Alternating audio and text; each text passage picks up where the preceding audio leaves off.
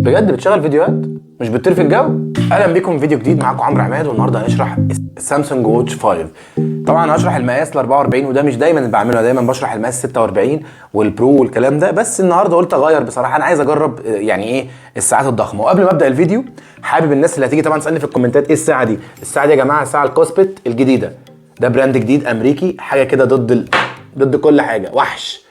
السماعه دي لسه بجربها تحت الاختبار. ما تنساش تعمل لايك وفولو عشان خاطر تشوف الفيديو بتاعها. خلينا بقى نرجع للامور الجميل الرايق ابن الناس ده، السامسونج واتش ال 44. يلا بينا علشان نشوف تفاصيلها وتقييمها، مع ان انا محرج اقيم العظمه دي، بس يلا بينا.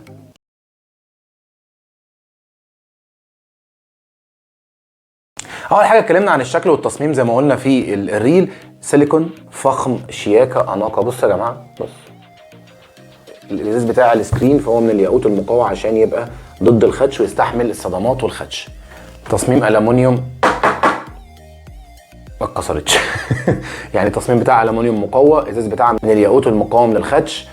كان في السحاب يا جماعه، تفتكروا الواتش 4 اللي كانت معايا اللي كان دايما بنلبسها في الفيديوهات؟ هي انا اصلا يوزر سامسونج، فكان في اللي هو بتاع المعدن اللي بيلف السحاب ده اتشال خلاص، ما بقاش موجود، فانا زعلت جدا.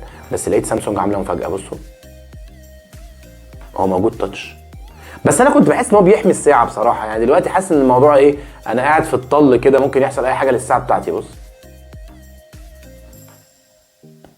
بتيجي بشاشه سوبر امولود 1.4 انش. يا جماعه التحكم الكامل في الساعه، انت ممكن تعمل كل حاجه في الساعه، تستخدم الموبايل بتاعك. بص باختصار لو دخلنا في السوفت وير فانا هقعد احكي لك، اقول لك بتقيس ضربات القلب والنبض والهارت ريت والاكسجين والستبس، كل الورك اوتس، بتعمل كل حاجه، حرفيا بتعمل كل حاجه. واللي يوزر سامسونج هيعرف ده. الابلكيشن بقى انت ممكن تخش على بلاي ستور وتحمل البرامج اللي ليك كيف ليها، لان هي 16 جيجا، ففيها وهم، فيها شويه حاجات كده، تفاصيل غريبه. انا مثلا كنت بذاكر الساعه فيها يوتيوب، انت ممكن تتفرج على اليوتيوب من على الساعه. الموضوع يعني مش عارف مين اللي عنده خلق وصبر يقعد مشغل الساعه عشان يتفرج على اليوتيوب. ده حد يعني باله طويل جدا. طبعا خلينا نراجع الحاجات البيزكس الاساسيه. قلنا الخلفيات زي ما انت شايف كده، بص كل ما تدوس على الخلفيه بتتغير، فيها خلفيات كتير جدا. طبعا ممكن تحط الصوره بتاعتك، تمام، بما انك راجل دافع فلوس كتير. طبعا الساعه اهو فيها ورك اوتس، فيها CD، نسبه الاكسجين في الدم، فيها كل حاجه، فيها السليب مونيتور، فيها الستبس والستريس والتحكم في الاغاني من خلال الساعه. بص فيها كل حاجه انت بتحلم بيها. بس انا مش جاي اقول لك الحاجات اللي انت بتحلم بيها، يعني مش ده الهدف من ان انا اجي اقول لك الحاجات اللي بتحلم بيها موجوده في الساعه. انا جاي اقول لك الحاجه المختلفه في الساعه اللي يخليك تشتري ساعه طبعا بالسعر بتاعها الجديد الرهيب ده رقم خزعبلي. انا مش هقدر احكم عليه واقول يعني هي بكام دلوقتي، لان هي دلوقتي معديه رقم كبير جدا. انا هكتب لك في الكومنت على اخر ابديت، يعني احنا هنصور الفيديو وهننزله، هنشوف ساعتها الفيديو الساعه ساعتها كانت بكام. يعني انت اذن تحت صندوق الوصف هتلاقي سعر الساعه الفعلي وقت نزول الفيديو على اليوتيوب، لان الفيديو هيبقى متصور، هيبقى له شويه عقبال ما يتمنتج وينزل. تدعم اللغه العربيه في التنبيهات، ولو عايز اللغه العربيه على الساعه نفسها فحضرتك مطالب انك تغير لغه الموبايل نفسه يبقى بالعربي.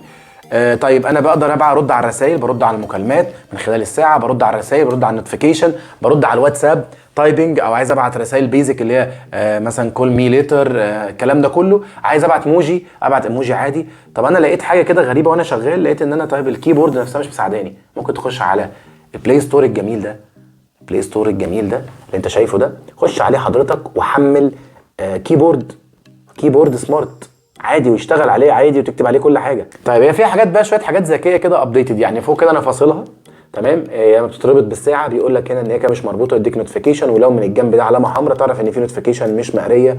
ومن تحت خالص بيقول لك، لو في علامه هنا ظاهره في الحته دي هيقول لك ايه الابس اللي مفتوحه على الساعه عشان تخلي الشحن بتاعها يقعد شويه. لو جينا البطاريه والشحن، طبعا فيها خاصيه الاو اون ديسبلاي، مجرد طبعا هي بتقفلش زي ما انت شايف، بدوس كده الاو اون ديسبلاي هي بتقفلش، هي بتفضل شغاله بس بتقلل الاضاءه عشان خاطر توفر لك في الطاقه. 1.5 رام، وبتيجي ب 16 جيجا ميموري، فتقدر تنزل عليها ابس كتيره جدا. الجديد في الساعه بقى ان هي بتقيس حاجه غريبه جدا.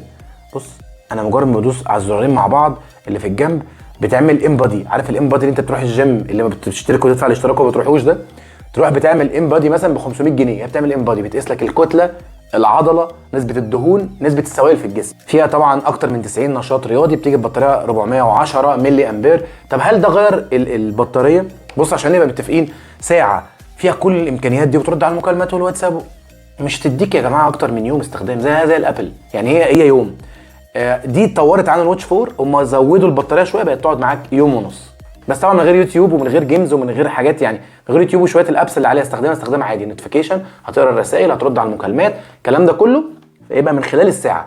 ده يديك يوم ونص استخدام على قد كده تمشي نفسك بيه. بتشحن تقريبا بتاخد حوالي ساعه ونص شحن، بس شكلها شياكه قوي يا جماعه والله، شياكه اناقه احلى من دي كمان. طبعا باي بي اكس ان هي تقدر تنزل تحت الميه 50 متر، بس طبعا ما تجربش ده، يعني ما تحاولش تستخدمه، اكيد مش تنزل 50 متر اذا كنت بتعوم في اعماق. طبعا ده الميه المالحه، لا الميه العذبه فقط، يعني ضد الميه يا جماعه عشان الناس عارفه موضوع الميه ده، ضد الميه العذبه، ضد الميه العذبه فقط، المالحه لا، لو نزل في الميه المالحه تبوظ. عاجبني برضو فيها موضوع السجل المكالمات، يعني انت هنا بتدوس كده على اللوج، بص يعني هنا جايب لك الناس اللي كنت بتصل بيهم، بص دوس كده تلاقي لوج كده للمكالمات، الناس اللي انا بتصل بيها، في هيستوري ليها. ومش بس اللوج ده، انت كمان لو جيت هنا بص حضرتك تخش على الكونتاكتس، بص جميل، بص كل الناس اللي انا بتصل بيها، جهات الاتصال كلها اهي، بص حاجه لطيفه جدا يعني. طبعا لو قعدت اتكلم لك على مواصفات سوفت وير او حاجات جوه الساعه مش هخلص، حقيقي فعلا مش هخلص. فانا اديك كده بريف سريع. انا طبعا مش بشرح الساعه واطلع لك فيها عيوبها، انا عيبها الوحيد ان الفريم بتاعها مش معدني فيحميها من الصدمات، ده دايما اللي بعيبه على اي ساعات، والبطاريه، وده طبيعي في ساعه في السبيكس ده. لكن لو هنتكلم اجمالا فهي وحش، حرفيا وحش. طبعا لو عجبك الفيديو ما تنساش تعمل لايك وشير. باي.